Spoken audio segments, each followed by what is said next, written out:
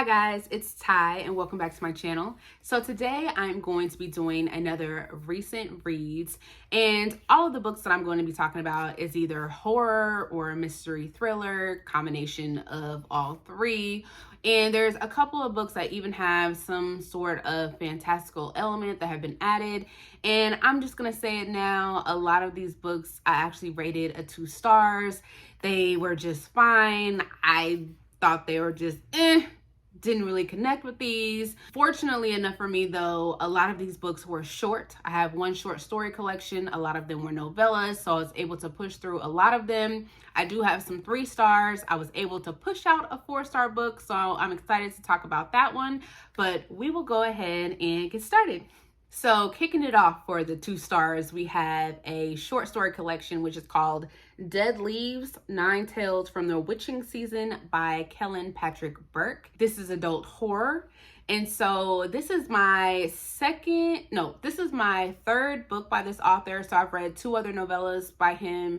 That was Blanky and Sour Candy, which I really enjoyed. So I was kind of disappointed when I went into this one and was finding that I was liking some of the stories, but I wasn't like loving it like I was wanting to. To give you guys some examples of some of the stories that I did somewhat enjoy. So one of them was called Andromeda, which was this girl that was receiving some text messages that was basically saying that the world was coming to an end. We had another one that was called The Toll, where this older gentleman woke up buried alive, and he was kind of thinking through all of his enemies and trying to figure out which one of them could have been the one to bury him alive. We have another one that was called, The One Night of the Year, where this man and his dog lived on a farm, and every year they are visited by 3 people that come through the cornfields. And so him and his dog just kind of sit out there and wait for these people to walk through the cornfields. And so what I kind of noticed with this short story collection is that I enjoyed the longer stories in this one. And I'm just not sure if it was just, with the longer stories, the author had more time to get more of the story out. And so I was able to kind of figure out what the stories were about and just had more time with the stories, because like with the shorter ones, I just realized that they didn't make sense to me. They were kind of confusing, and I just didn't understand what the point of the story was that the author was trying to convey. So overall, like I said, I gave this one a 2 stars. I just didn't connect with some of these, and the ones that I did enjoy, they just weren't anything that blew me away. So a 2 stars. So then the next one that I have here is A House of Salt and Sorrow by Aaron E. Craig. And this is a young adult mystery horror fantasy. And this one follows our main character. Her name is Anna Lee. She is one of 12 sisters. And at the beginning of this, another one of her sisters is found dead, and that sister's name is Eulalie. And so at the beginning of the story, Anna Lee is trying to figure out what was the cause of her sister's death. And everyone that lives in this kingdom believes that this family is cursed because everyone keeps dying. So their mother died, quite a few of their sisters have already passed away, but Anna Lee thinks that something more is going on, and she has taken it upon herself to try and figure out exactly what that is.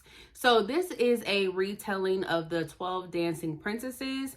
And at the beginning of the story, I really did enjoy it. I enjoyed the mystery aspect of this. There was like some horror elements that were thrown in, and I was all here for that. Where this story lost me at was, I want to say like after the halfway point where the author was throwing in those fantasy bits. We got some mythological bits of this where we got some gods thrown in, and it was just doing a bit too much. And I think the author was doing a lot. So there was a lot of characters. We have 12 sisters that we have to continuously talk about. And although some of them have already died at the start of the story, they are being continuously brought up. So we have those to try to remember, plus the ones that are still alive. Then we have all of the side characters that are being mentioned. So it's just a lot of people to try to keep track of. Then we have the whole thing, like I said, with like the mythological stuff with like the gods that is being brought in. Then, you know, the author is trying to make sure that she's doing a retelling of the 12 Dancing Princesses, plus do something new with like the mystery and horror aspects. It's just a lot that's happening in this story. And after a while, I just felt like I didn't care. There was also a romance that was budding, which I wasn't really here for that. I just didn't connect with this story. Like I said in the beginning, I was all here for that. If this was just like a mystery horror book, I think I would have enjoyed it a lot more. I actually thought that that's what this was. And I was even more disappointed because I heard such good things about this book. I was really excited to get to this book, but once all of that extra stuff was added into it, my enjoyment level just plummeted. So I unfortunately had to give this one a 2 stars. Another book that I rated a 2 stars, which was also a novella, is Comfort Me with Apples by Catherine M. Valente, and I've read this on my Kindle. And this is an adult mystery, and I would also say somewhat of like a fantasy book. And so this one follows our main character by the name of Sophie, and she lives in like this really like nice community. And throughout the story, we are getting like all of these rules that everybody in this community has to like follow. And so we follow Sophie, and she has a husband, and we only know her husband by the title The Husband. And so from what we know from Sophie is that he works a lot, he's not always there with her. And so we get like some little tidbits into their relationship and like the dynamics. And it kind of seems like he's a little bit controlling, based off of the little details you can kind of gather from her. We just kind of get these little insights into their relationship, even though we don't really see a lot of him in the beginning until you start to get to like the middle of the story. And then you kind of get pieced together exactly like where she really is living and who the husband really is. And you get this really big plot twist towards the end of the story, revealing all of that information. And I don't want to tell too much of it because the plot twist in this book really is everything about this book. And this is one of those books where you either really love it or you don't. And for me, when I first read the plot twist, it was somewhat shocking, just a little bit, but then it actually made sense when you think back to all of the details that you get leading up to it. And I actually didn't mind the plot twist. It made sense. I thought it was interesting. It was different from a lot of the stuff that I have been reading. And so I did like it. Where I think this story went wrong for me at is the end. I thought it was wrapped up too fast. I think that this could have definitely used a few more pages. This is barely over 100 pages. I definitely think it could have used like an extra 10-15 pages at the end, because once it was revealed what was really happening, it wrapped up so fast. And I definitely think that there could have been a better and cleaner way to wrap this up. And it just definitely could have used a few more pages at the end. I think that was my biggest problem, was just the ending of this for me. So with that being said, and just with like how short it was, it's just not like a lot to go on with this one. And I don't want to like spoil anything, and I can't really say anything more than that, but just with that ending for me, I had to give it a 2 stars. So this last book that I had to rate a 2 stars, I'm really disappointed by, and that is You've Lost a Lot of Blood by Eric LaRocca, because I read another one of his books last year, which I really enjoyed. So I just knew coming into this one that I was going to really enjoy it, and I did not. So this is an adult horror book, and this one is like, it does that book within a book trope. And so this one follows I guess you could say like our main character by the name of Martyr. It follows Martyr as he is having these conversations with another character by the name of Ambrose. And so that's one aspect of the story. And so then we also have this book that Martyr published, and within that book it tells the story of this girl by the name of Tamsin, and she's like this game developer, and she ends up going to this man's house with her younger brother Presley, and they go to his house for a job that she just got where she is trying to help, I think, finish a game that was already in development. And so we follow Tamsin and her brother as they have been like wrapped up in the madness that is taking place at this house. And so we flip back and forth between what is going on in that book, and then we are reading these conversations between Martyr and Ambrose.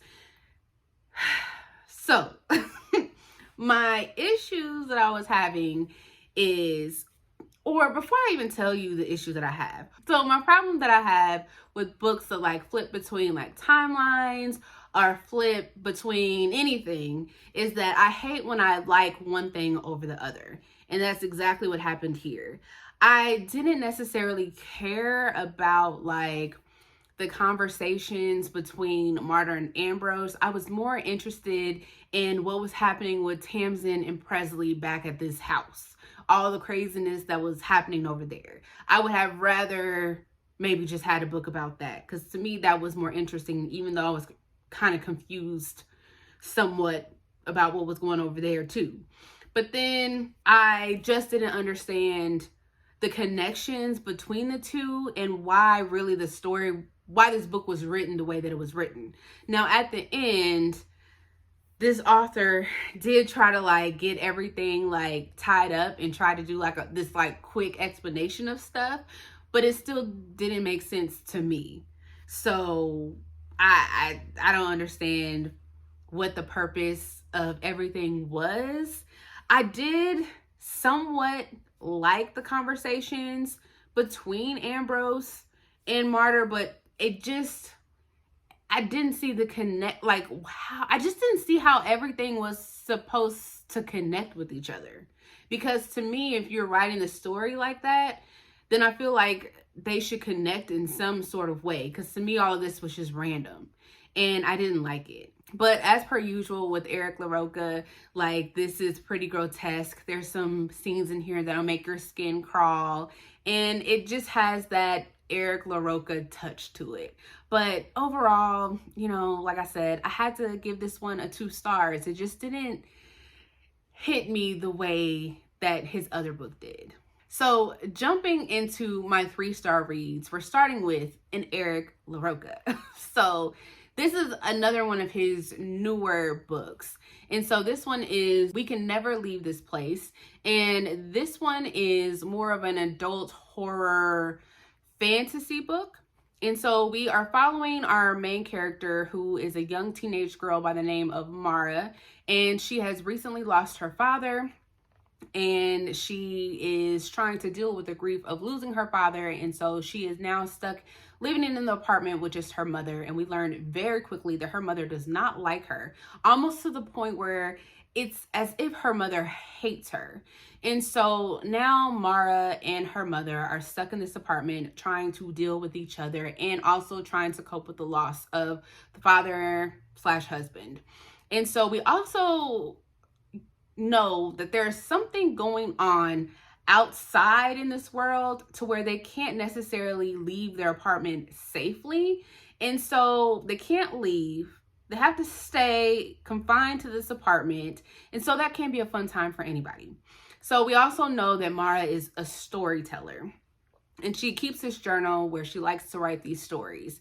And so now you kind of have the sense of, is what's going on in this book really happening?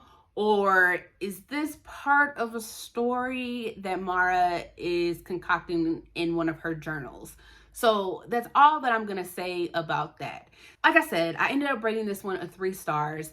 I did enjoy this one. Again, it has that Eric LaRocca touch where it's grotesque. There are definitely some scenes that will leave your skin crawling. It definitely touches on some heavier themes in this one, where you are dealing with two people that are dealing with grief in their own way. You have the daughter that's dealing with grief, you have the mother that's dealing with grief, and then you have the relationship between the mother and daughter that you are watching deteriorate. It wasn't great in the first place, it's getting even worse now. And so there's a lot going on with this one. The only reason why I'm giving this one a 3 stars is because by the end of it, I just still had so many questions about what was going on in this one. But I also feel like with each person reading this, it almost feels like one of those books where people could take different things away from this one. But I enjoyed this one.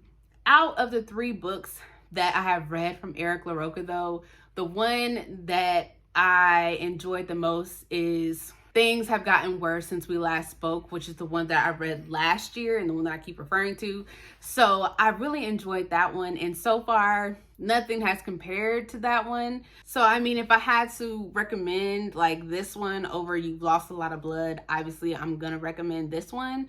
But it seems like some people do like You've Lost a Lot of Blood, but I definitely obviously like this one better, so I gave this one a 3 stars. So then next we have yet another Riley Sager book. So I'm trying to get caught up with all of my Riley Sagers.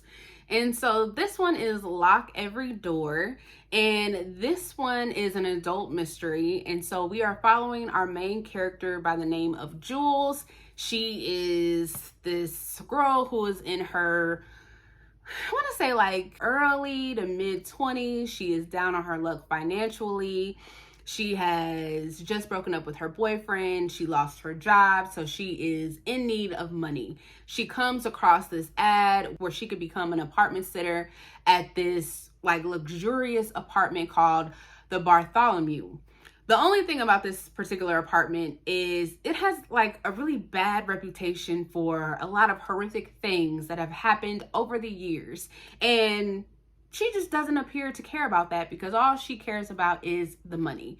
So of course she ends up getting the job. She becomes this apartment sitter. She is able to sign a contract to sit for this apartment for, I think it's like 3 months. And by the end of it, she'll be able to make $12,000. Sounds great. But we all know if anything sounds too good to be true, it's usually too good to be true.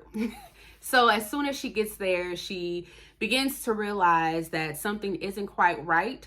And then one of the other apartment sitters goes missing. Then she makes it her mission to try to figure out what happened to that apartment sitter. And we follow Jules as she tries to locate that missing apartment sitter. And we find out that something more sinister is going on in this apartment. I gave this one a 3 stars. So I thought that I was going to enjoy this a lot more than I did. This seems to be, or I thought it was, one of Riley Sager's more popular books. I thought it was kind of slow. It took a while for something to happen. When stuff started to happen, it started to go down a path that I really did not want it to go down. Luckily, by the end of the book, though, it did save itself. Because I really did not want it to go down the way that it was going down. Then I just didn't feel like connected to the characters. I just didn't feel connected to our main character, Jules. I thought a lot of the decision making was just strange. And maybe that's why I just didn't feel connected to her, because I thought a lot of the stuff that she was doing in here was dumb. Well, let's run down that real quick. So it's not like she was living out on the street, you know. She had a place to stay. She was staying with her best friend. Her best friend told her that, you know, hey, you can stay with me until you get on your feet. It sounded like a good deal to me, but she didn't want to do that. So she wanted to go to this creepy apartment. Fine.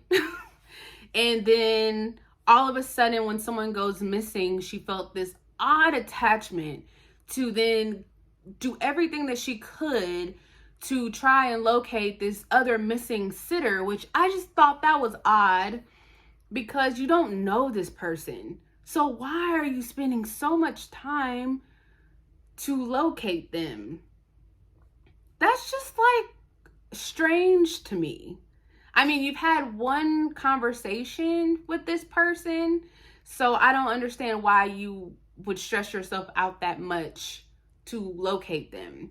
Now, I understand, now it is explained with her family history on why she would feel the need to do this, but still, that just is odd to me, especially when things start to go wrong, that you would still then continue to look. Because once one bad thing happens, I think I would stop, but that's me. So I just didn't agree with a lot of the things that were happening in here.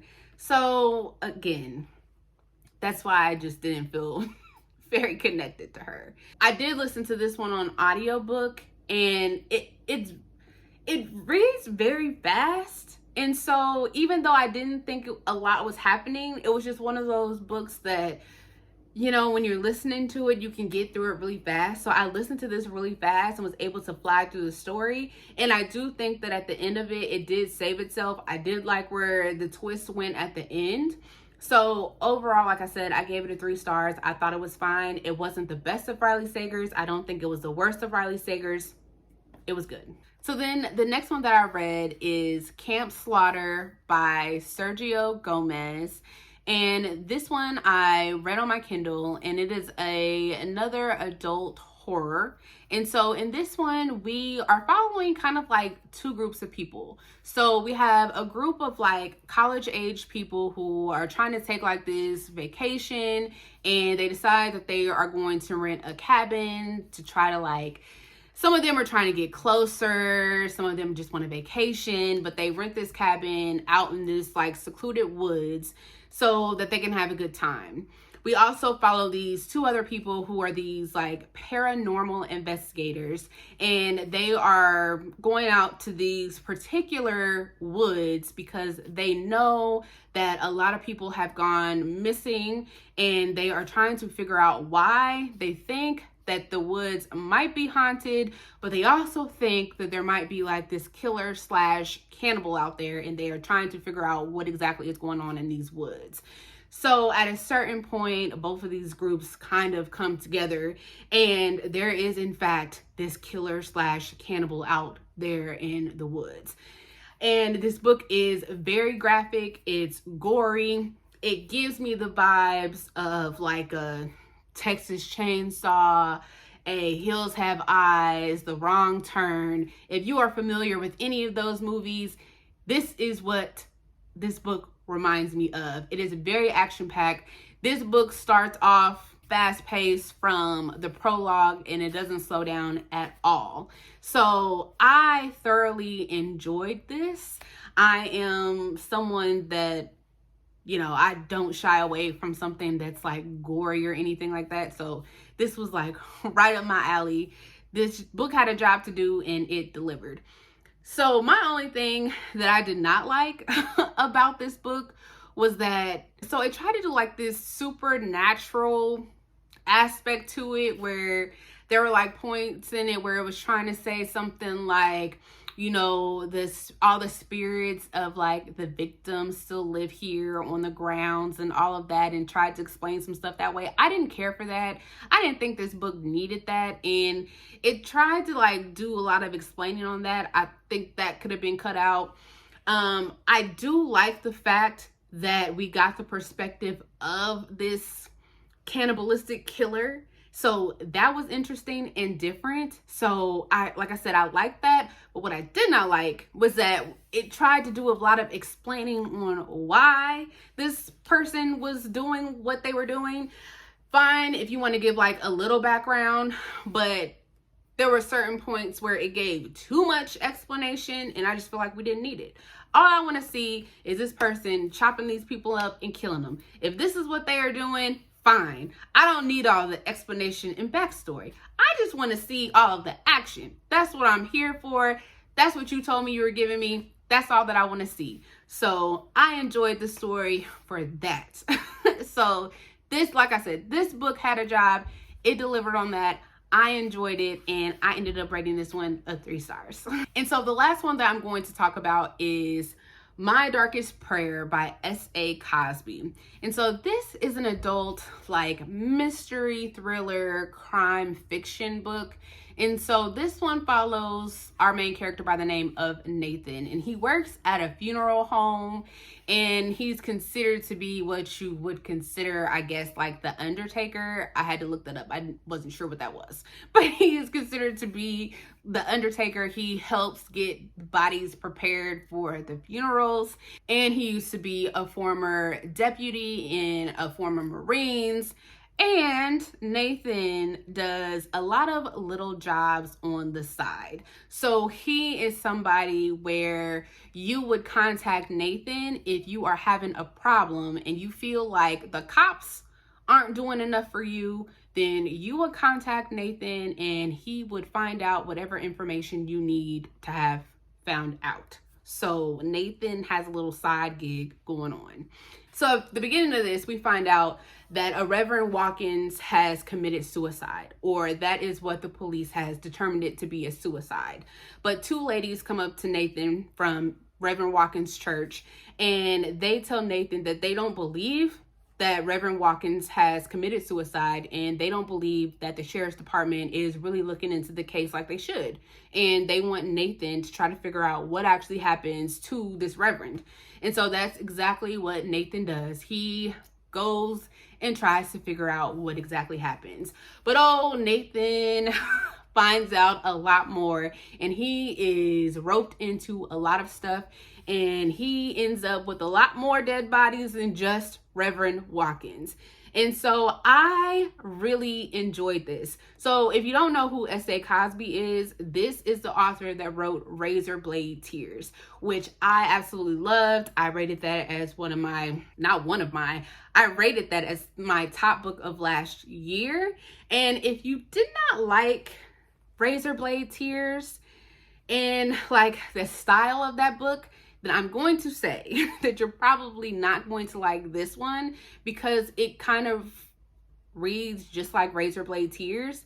So this one to me reads just like a movie. It's very action-packed. It's very fast-paced. This is barely 200 pages. Yeah, it's barely 200 pages. There's a lot going on. I really enjoyed this. I liked where the mystery went. I just liked how when I was reading this one, it just felt like I was watching a movie. And that's exactly how I felt when I was reading Razor Blade Tears. And that was kind of one of the reasons why I really liked that book. But I am really starting to like how S.A. Cosby writes his stories, and I like his characters. I really liked Nathan as a character, and there is a lot of background into why he is the way that he is and why he has decided to take on a lot of the side jobs, why he no longer works at the sheriff's department, why he has so much turmoil within his community, because it is a small community that he lives in. And I like the banter between him and his best friend. He has a best friend by the name of Skunk who helps him with a lot of his little side gigs that he has.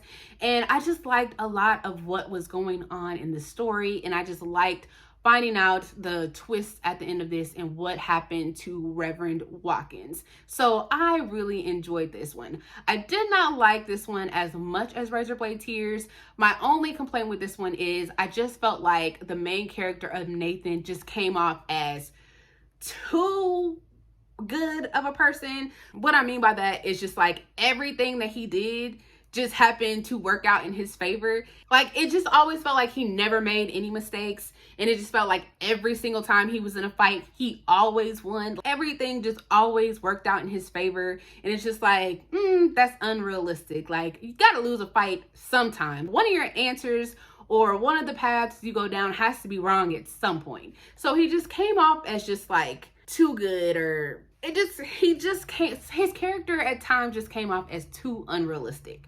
So that was my only complaint about this story. But other than that, I really enjoyed this one. I only have one more story to get caught up with S.A. Cosby's Backlist, and that is Blacktop Wasteland, which I cannot wait to get to, and I am trying to get to that one before his new release comes out next summer. So I really enjoyed this one, and I would highly recommend this if you are a fan of S.A. Cosby. So again, I rated this one a 4 stars. So that is all that I have for you guys, and I will see you guys next time. Bye.